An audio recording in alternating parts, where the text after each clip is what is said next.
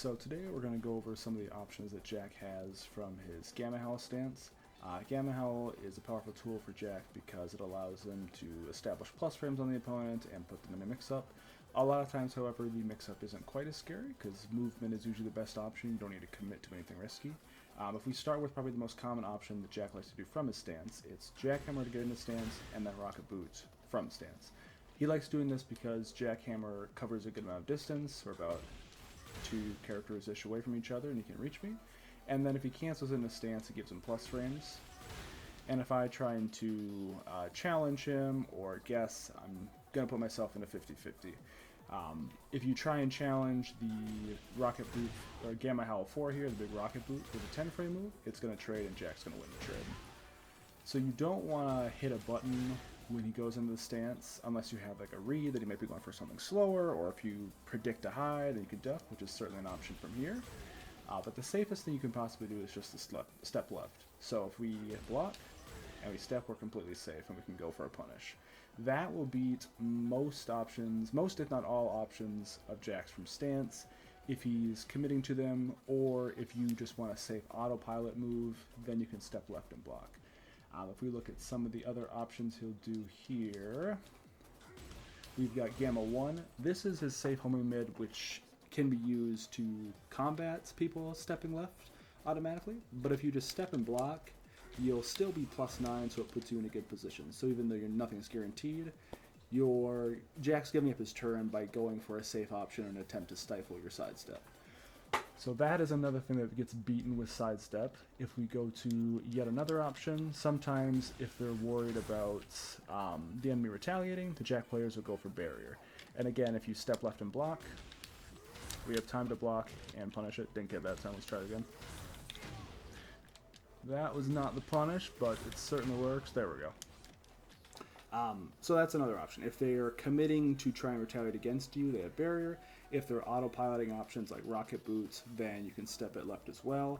And then some of the options, like his Gamma 2, are a little bit harder to step. They're certainly possible. I got hit that time. If your character has an evasive move like that, it can certainly get you out of the way. This move can be stepped as well, especially if it's a female character. It's a bit easier. It's a little harder. The timing's kind of tough, but you can certainly do it. Maybe I'll get it once here. There's a side walk. That also works. You certainly can sidestep that move, but the timing's a little iffy. If we have another option he can do here is Gamma 3, his stomp. If you block this, he's just going to be plus again. He's just going to reset the situation. And so again, what you want to do is get out of the way. You can sidewalk this left very easily. Messed it up there because I'm recording and I said it was easy. And you can get a full launcher. You can step this left as well. It's just a little trickier on the timing. And so ultimately what you want to do against Jack when he enters the stance is not try and retaliate.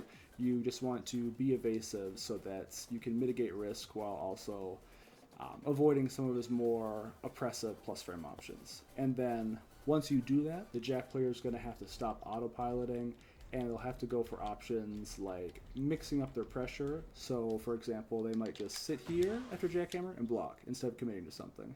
And then they could do, while you're waiting for that, they can reset their pressure by going into stance again with something like 1-1. And so that's how the meta can kind of develop.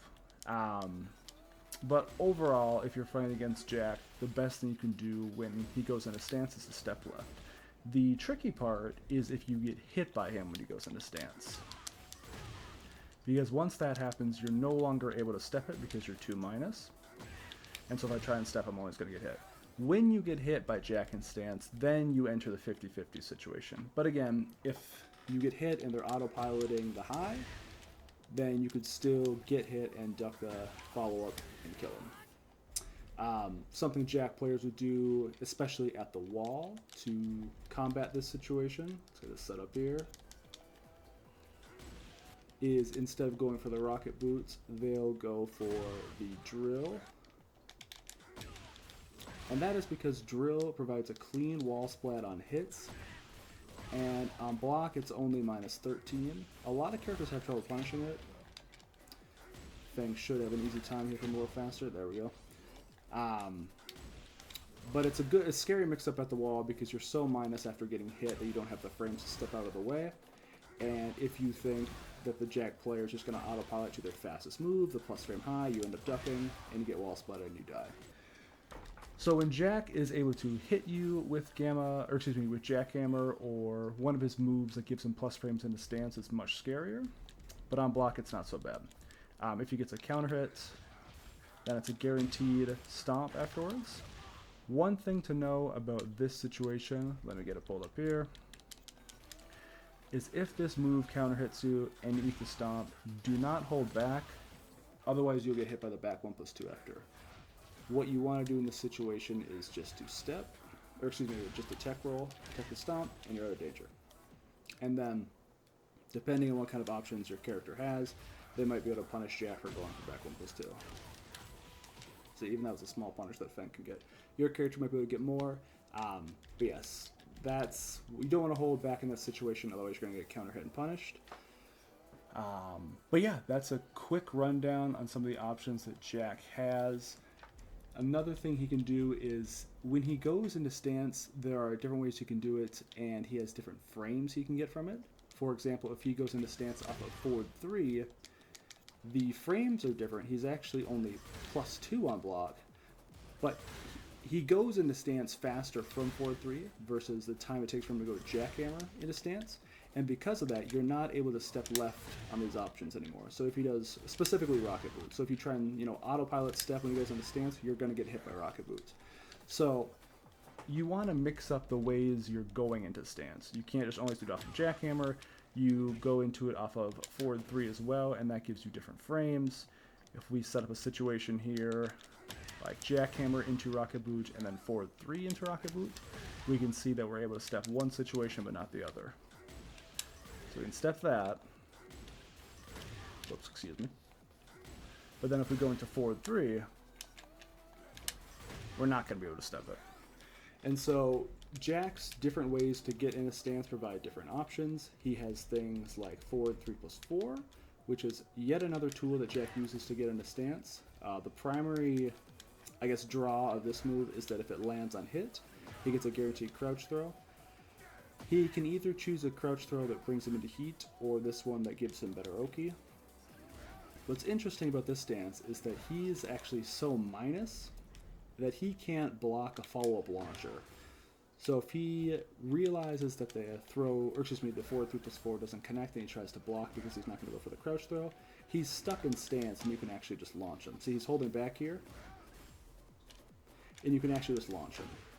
And a bunch of options he has from here can be beaten by just throwing out a safe jab. So for example, if he expects you to retaliate because the forward 3+4 missed, he goes for barrier. You can go for something like 1-2 to check him and still have time to block. This would also beat options like if you were to go for jump back. This should be able to catch him as he gets out of the air. Or even just stuff him outright. There we go. Now we go to float. So if the Jack player realizes that the throw didn't hit and is trying to get out of danger, you can just check him with an option like this. Depending on the character that is trying to check him with jabs, he may be able to go underneath with this option, but not for Fenn. Some characters have weaker jabs, and Jack will high crush over them with a forward 1.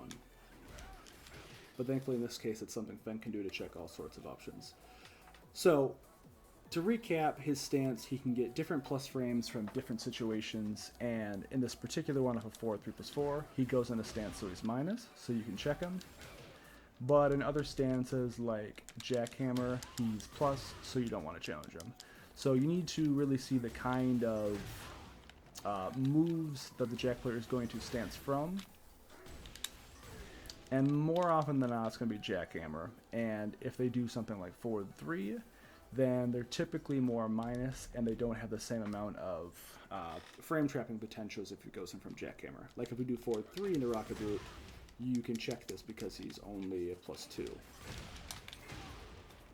So, another thing to keep in mind, Jack has multiple ways to get into stance. The scariest one is Jackhammer, but you typically want to sidestep that to the left. But yeah, that's just some of the ways that Jack can get into stance, and it's certainly powerful, especially if he gets you on hit, then you have to guess, and if you are just committing to stepping all day, then he's just going to find a way to reset pressure.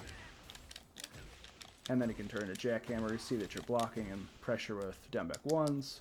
So it's certainly not a one-size-fits-all solution, but it's a good place to get started. So utilize these, and you should have a better time fighting Jack.